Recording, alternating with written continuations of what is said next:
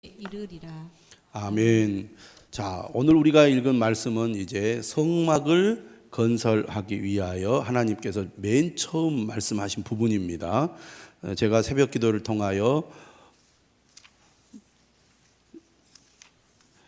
진설병 상에 관한 말씀, 또 등잔대와 기구들에 관한 말씀, 그리고 이제 성막을 덮는 휘장, 그리고 널판들에 관한 말씀, 그리고 제단과 부속물에 관한 말씀, 성막의 뜰과 울타리, 그리고 성막의 등불 관리에 대한 말씀을 제가 드렸습니다. 그리고 여러분들이 조금이라도 더 이해하기 쉽도록 하기 위하여 교회 밴드의 그 그림을 제가 사진으로 찍어서 올려놨습니다. 여러분들이 그것을 비교해서 보시면 이해하기에 도움이 될 겁니다. 오늘 저녁 본문에 나오는 말씀도 제가 오늘 오후 늦게 밴드에 그 그림을 제가 올려두었습니다. 그래서 여러분들이 이렇게 손으로 확대해 가지고 보면 이해하는데 도움이 될 것입니다.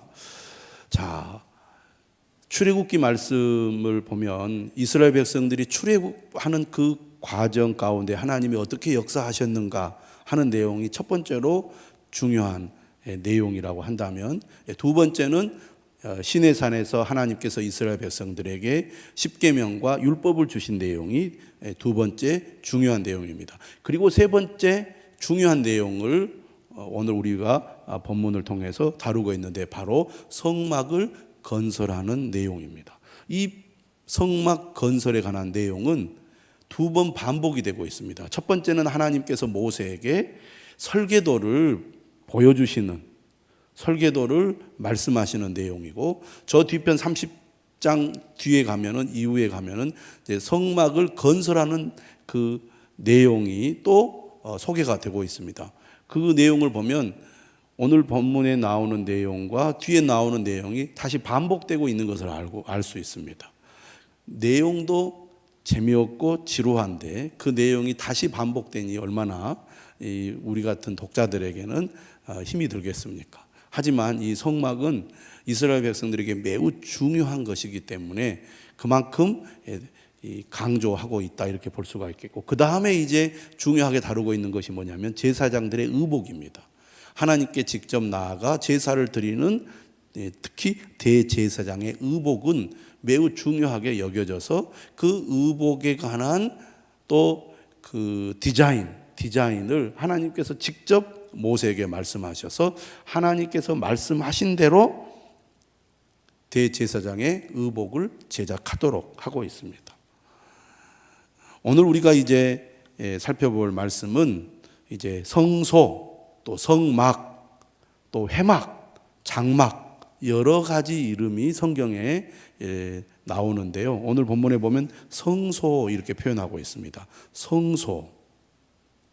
하나님께서 8절에 보니까 내가 그들 중에 거할 성소를 그들이 나를 위하여 지어라, 이렇게 말씀하고 있습니다.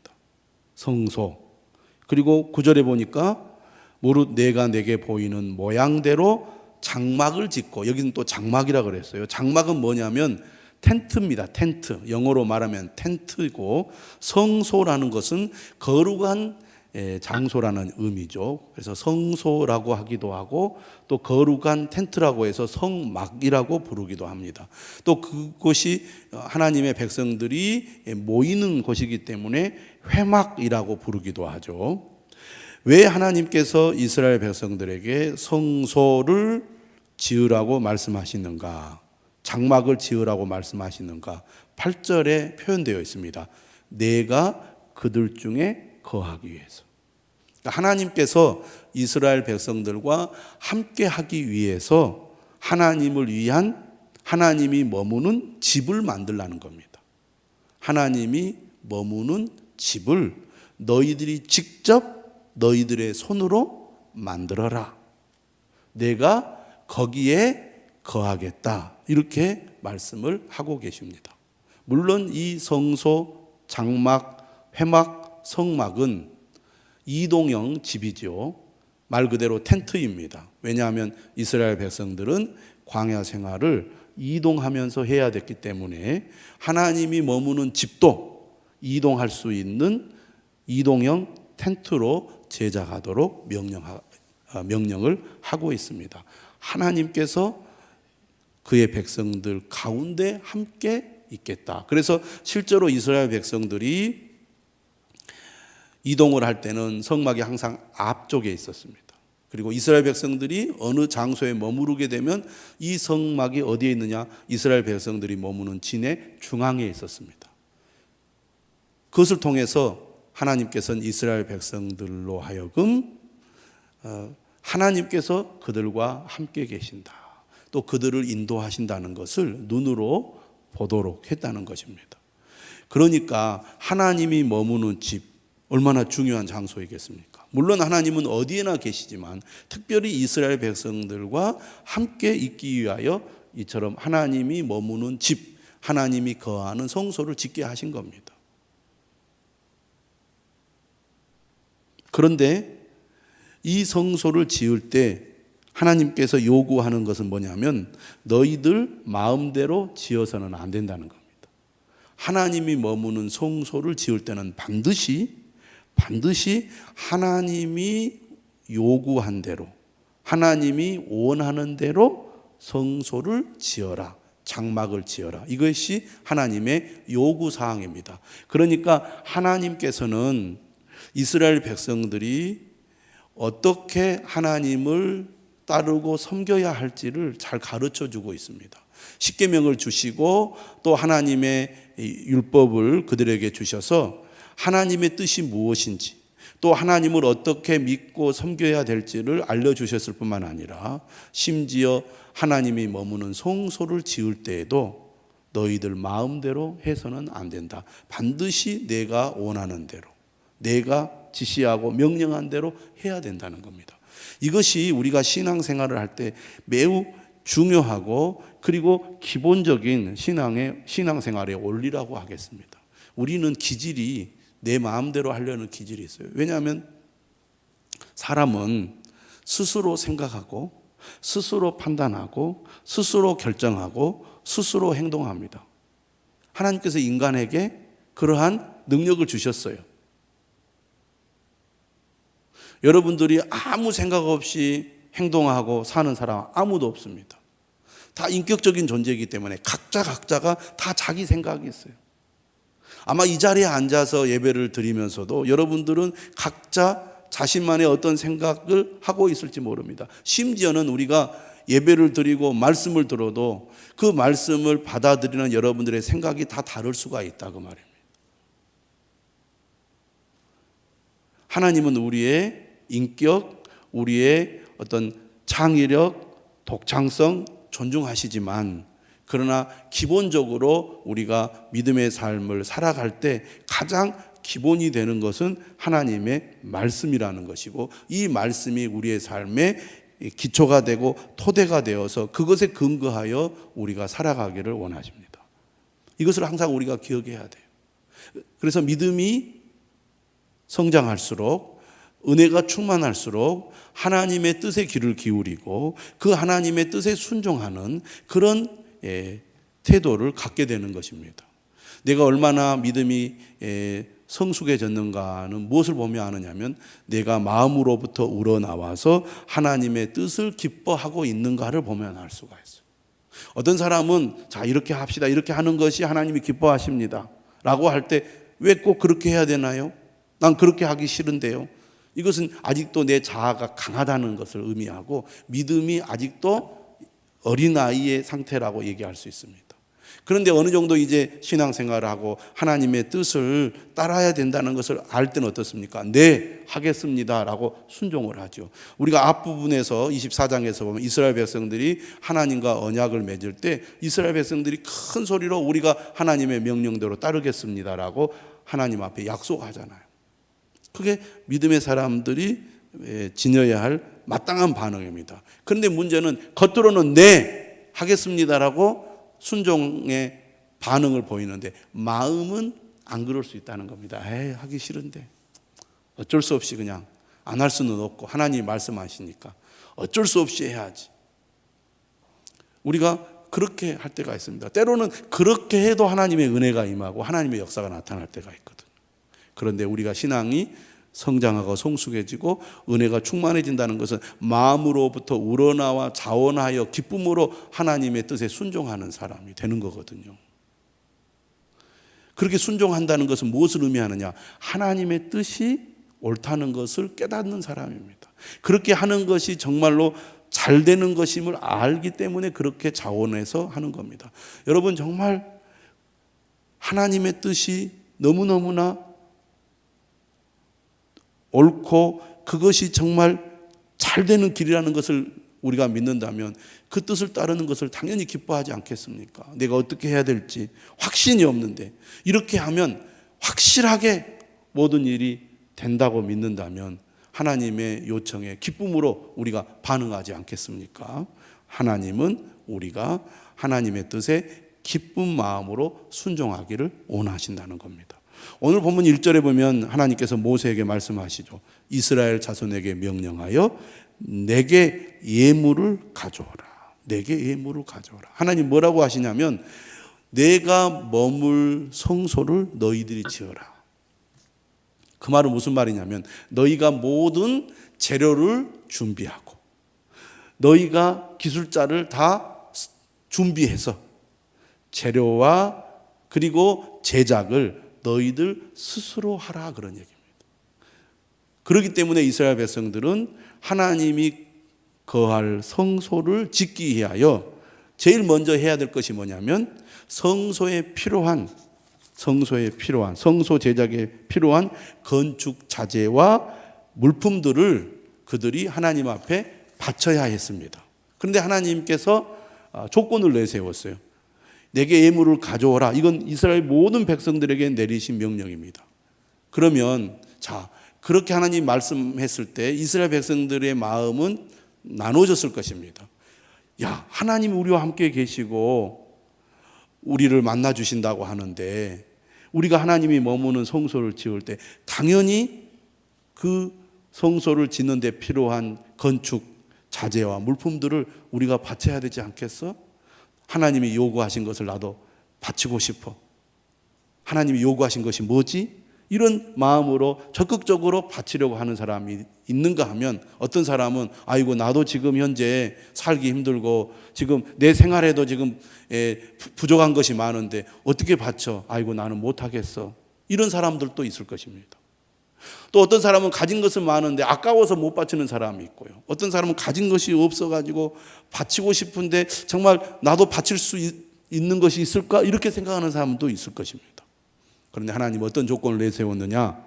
기쁜 마음으로 내는 자가 내게 바치는 모든 것을 너희는 받을지니라. 이렇게 말씀하고 있다는 겁니다. 그러니까 하나님은 하나님을 위하여 그의 백성들이 예물을 바칠 때 무엇을 보시느냐? 마음을 보신다는 겁니다. 이걸 우리가 꼭 기억해야 돼요. 하나님은 우리의 마음을 보신다. 그래서 하나님은 우리가 기쁜 마음으로 드리는 것을 원하신다는 거예요. 기쁜 마음으로. 우리가 고린도후서 9장 7절의 말씀, 매일 성경에도 설명이 되어 있는데 하나님은 억지로 내거나 인색함으로 드리는 것을 결코 기뻐하지 않으신다는 겁니다. 고린도후서 9장 7절은 분명히 말하죠. 하나님은 즐겨내는 자를 사랑하신다. 여러분, 우리가 잘 알잖아요. 내가 누군가를 사랑하고 누군가를 귀하게 여기면 그를 위해서 좋은 것을 드리고 대접하고 베풀고 싶어 합니다.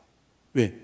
그를 향한 존경의 마음, 사랑의 마음이 있기 때문이죠. 어떤 사람이 기쁜 마음으로 하나님 앞에 드립니까? 하나님을 향한 사랑이 있는 사람이 기쁜 마음으로 드립니다. 넉넉한 사람이 드리는 게 아니에요. 제가 지금까지 목회를 하면서 수많은 목사님들, 이전의 분들이나 지금이나 다 들어보면 넉넉한 사람들이 내는 게 아니에요. 하나님의 은혜가 충만하여 그 하나님을 사랑하는 마음이 큰 사람들이 냅니다. 오히려 부자인데 가진 것은 많은데 인색하는 사람들은 절대 내지 않습니다. 예나 지금이나. 그래서 보면은 진짜 가진 사람들이 안 내는 것을 알 수가 있어요. 물론 정말 하나님의 은혜를 받은 사람이 하나님 앞에 기쁜 마음으로 드리는 사람들도 정말 많습니다. 부자들 가운데. 그런데 대부분은 부자가 아님에도 불구하고 하나님의 은혜에 대한 감사와 그리고 기쁨이 있는 사람들이 하나님 앞에 헌신하는 것을 보게 되는데, 하나님은 그런 사람들을 찾으신다는 거예요. 기쁜 마음으로 내는 자가 내게 바치는 모든 것을 너희는 받을지니라. 하나님께서 요구하는 건축 자재와 물품들은 총 7가지입니다. 첫 번째가 귀금속이죠. 금, 은, 노입니다. 순서가요, 값비싼 것부터 순서를 정했습니다. 금, 은, 노.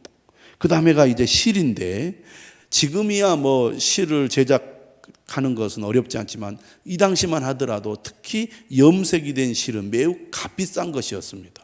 그래서 청색 실이 제일 비쌌어요. 그래서 여기도 이 고가 염료의 가격 순서대로 이렇게 하나님께서 말씀하셨는데요. 청색, 자색, 홍색 실과 간음배실. 그 다음에 뭐가 나옵니까? 염소털이 나오고, 그 다음에 이제 가죽이 나오죠. 붉은 물들인 순양의 가죽과 해달의 가죽. 이 해달은 뭐냐면 물개와 비슷한 바다 짐승을 가리킵니다. 그런 것이 이스라엘 백성들에게 있었을까도 싶어요. 그 다음에 이제 네 번째가 조각목이고, 다섯 번째가 기름입니다. 여섯 번째가 향품들이고, 일곱 번째가 보석들이죠. 자, 이 물품들은 결코 쉽게 구할 수 있는 값싼 것이 아닙니다. 대부분 가격이 나오는 값비싼 것이죠. 그런데 애굽에서 나와가지고 급하게 그들이 바로를 피하여 홍해를 건너 그리고 광야로 들어왔잖아요. 그들이 탈출할 때 매우 급하게 나왔습니다. 근데 그들이 노예 생활을 했는데 이렇게 귀한 물건들을 그들이 가지고 있었을까 하는 의심이 좀 들지 않습니까? 그런데 우리가 출애굽기 앞부분을 보면 하나님께서 애굽 사람들에게 은혜를 입게 해서 그들이 나갈 때 애굽 사람들이 이스라엘 백성들에게 귀한 물건들을 많이 선물로 주게 했어요. 그러니까 하나님께서는 그렇게 하신 이유가 다 이때를 위해서 그렇게 하신 거라고 할 수가 있겠습니다. 그럼에도 불구하고 이스라엘 백성들이 이렇게 귀한 이 물품들을 정말 가지고 있었을까? 이런 생각이 들지 않습니까? 근데 우리가 이제 생각을 해보면 이것이 가능할 수 있었던 이유, 숫자입니다. 이스라엘 백성들의 숫자가 많잖아요. 그러니까 가정마다 한 가지 정도 작은 양의 귀중한 물품들이 있을 수 있었겠죠. 많지는 않아도. 그런데 워낙 수가 많으니까 그 사람들이 모세의 명령을 따라 하나님께 순종하다 보니까 모아놓고 보니까 성소 제작에 필요한 물품들이 다 준비가 된 것입니다. 그러니까 이게 숫자의 힘이 큰 거예요. 교회가 힘을 가질 수 있는 이유는 그 수가 얼마이든지 간에 단합이 되면 힘을 발휘할 수 있다는 겁니다. 혼자 할 수 있는 일은 한계가 있습니다. 그런데 10명이 모여서 한 마음을 가지고 어떤 일을 하게 되면 한 명이 생각할 때는 도저히 할 수 없는 일을 하게 돼요. 100명이 모여서 한 마음이 되어가지고 어떤 일을 한다고 생각해 보세요. 그러면 한 사람은 도저히 상상할 수 없는 일을 하는 겁니다. 그것이 공동체가 가지고 있는 힘이죠. 교회가 가지고 있는 힘입니다. 주님을 위해서는 우리가 한 마음이 되어서 힘을 모으면 각자는 별로 힘이 없을지 몰라도 힘을 모아서 하나가 되면 엄청난 힘을 발휘할 수가 있다는 것입니다. 그래서 교회는 하나가 되는 것이 중요하고 한 마음으로 하나님의 뜻을 이루기 위해서 힘쓰는 것이 중요하다는 것입니다. 나 같은 사람이 쓸모가 있을까? 내가 가지고 있는 것이 정말 주님을 위해서 필요한 것일까? 이렇게 생각할 수 있어요. 그런데 우리가 힘을 모아서 하나님이 내게 주신 은혜를 따라 하나님께 기쁜 마음으로 드리면 그것이 모아져서 큰 힘이 될 수 있다는 것. 오늘 우리는 이 본문에서 배울 수 있습니다. 자, 이처럼 하나님께서는 이스라엘 백성들에게 내게 예물을 가져오라. 기쁜 마음으로 내는 자가 내게 바치는 모든 것을 내가 받겠다. 이렇게 말씀하신 다음에 드디어 이제 제일 처음으로 하나님께서 성소에 필요한 이 기물 제작을 위한 지시를 내는데 그 첫 번째가 뭐였느냐면 오늘 본문에 나오는 증거궤입니다. 그것이 가장 중요한 것이라고 할 수 있겠죠. 그러니까 우리가 건물을 지으면 뼈대가 먼저 지어져야 되겠죠. 실제로 건축할 때는 뼈대가 먼저 지어졌습니다. 그런데 이제 하나님께서 성소를 제작할 설계도를 말씀하실 때는 그 뼈대보다는 그 안에 들어가 있는 기물 중에 가장 중요한 증거궤에 대한 말씀을 먼저 하고 있다는 거예요. 이 증거궤도 이름이 여러 가지예요. 우리가 많이 쓰는 용어는 법궤입니다. 십계명, 하나님의 법이 기록되어 있는 돌판을 보관하는 상자라고 해서 법궤라고 주로 많이 부르는데 오늘 본문에서는 뭐라고 표현을 하고 있느냐면 증거궤라고 표현하고 있습니다. 22절에 보니까. 그러면 이 증거궤는 다르게 말하면 법궤는 어떻게 제작하라고 하나님 말씀하시느냐면 이 법궤는 성소 가운데 지성소라고 가장 중요한 장소에 있는 기물이죠. 그래서 지성소는 하나님이 직접 임하시는 장소이고 거룩한 것이기 때문에 반드시 지성소에 있는 물건은 금으로 제작하도록 되어 있습니다. 그 다음은 금과 은이 섞이고 밖에 뜰에 있는 것들은 노수로 주로 제작을 하잖아요. 지성소는 하나님이 직접 임재하는 거룩한 장소이기 때문에 반드시 금으로 만들든지 금으로 입혀서 제작을 하도록 되어 있는 것이 특징이라고 하겠습니다. 그래서 10절에 보면 무엇으로 만드느냐? 소재는 조각목입니다. 조각목은 시딤나무라고 하는데 히브리어로 시딤이라고 하는데 아카시아 나무입니다. 물론 우리가 일반적으로 보는 그 아카시아 나무와는 다릅니다. 매일 성경에도 설명이 나와 있죠. 이 조각목은 견고하고 내구성이 강하여 벌레가 갉아먹지 못하는 나무로서 잘 썩지 않는 고급 자재입니다. 다시 말하면 광야의 잡목이 아니에요. 잡목이 아니에요. 귀한 나무. 이 나무는 애굽에서 영생과 불멸을 상징하는 거룩한 나무로 여겨져서 애굽의 왕인 바로가 죽을 때 이 나무로 관을 짰다고 합니다. 그러니까 내구성이 좋은 조각목으로 궤, 다시 말하면 상자를 제작을 해라. 길이는 2규빗 반, 너비는 1규빗 반, 높이는 1규빗 반이 되게 하고 별로 크지 않습니다. 자, 미터로 계산을 하면 가로는 한 1.2m, 세로는 75cm, 높이도 75cm. 그러니까 별로 크지 않죠. 그런 사각형 상자를 만들라고 말씀하고 있는데 11절에 보니까 조각목으로 만들 때 순금으로 그것을 싸라고 말합니다. 근데 바깥만 순금으로 싸는 게 아닙니다. 내부, 안쪽도 순금으로 싸게 했습니다. 그러니까 이 법궤, 증거궤는 안을 들여다보거나 밖에서 보거나 금으로 되어 있는 거죠. 그리고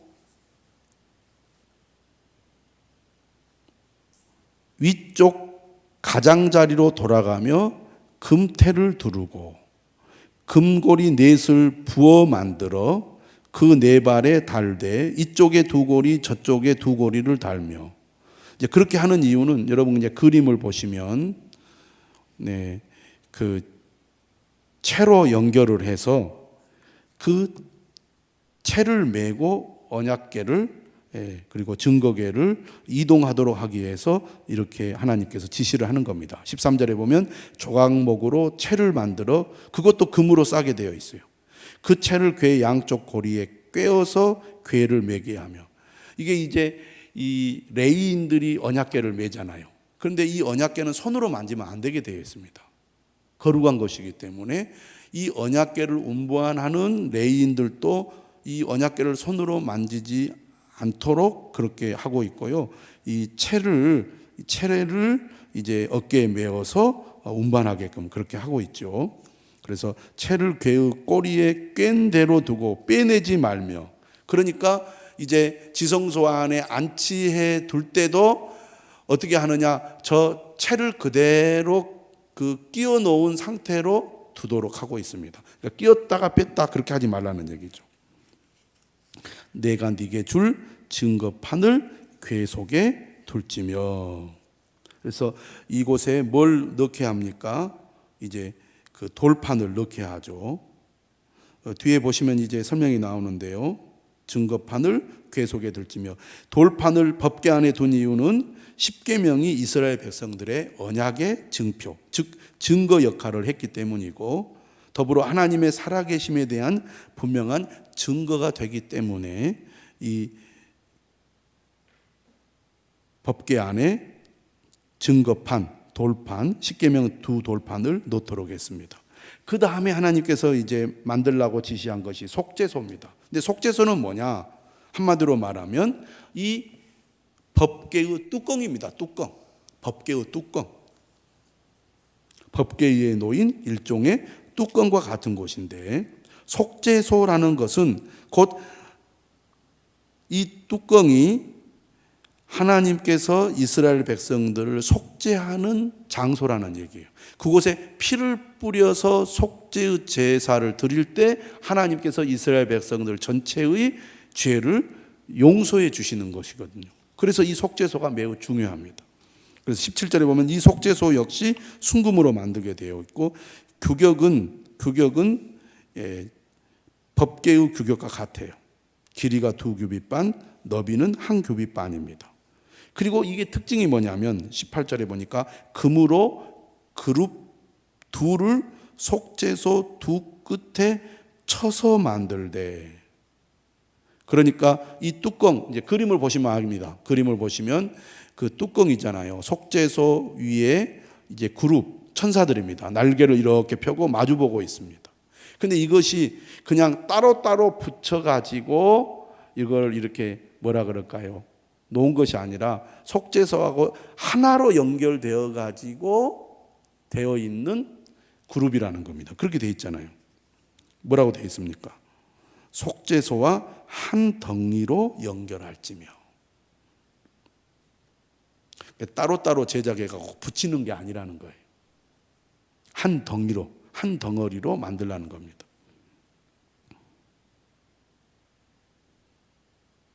그 다음에 21절에 보면 속죄소를 이제 궤 위에 얹습니다. 그렇게 덮는 거죠.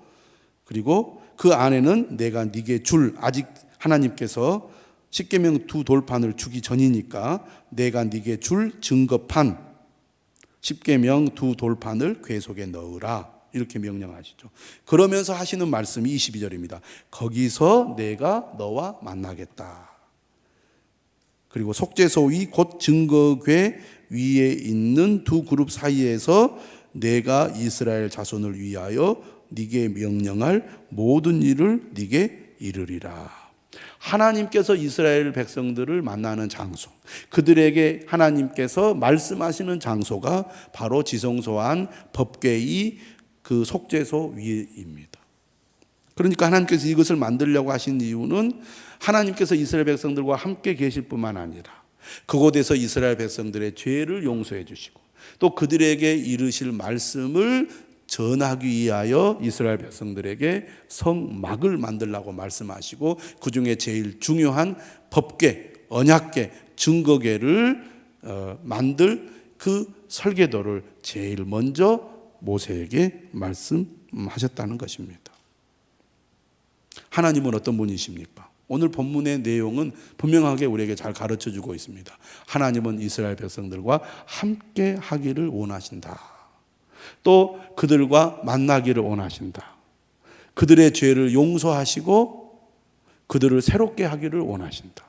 또 그들에게 늘 하나님의 뜻을 전하여 그들이 하나님을 온전히 따르기를 원하신다는 것을 우리는 이 성막, 그리고 이 법궤, 그리고 속죄소 제작의 내용을 통해서 알 수가 있습니다.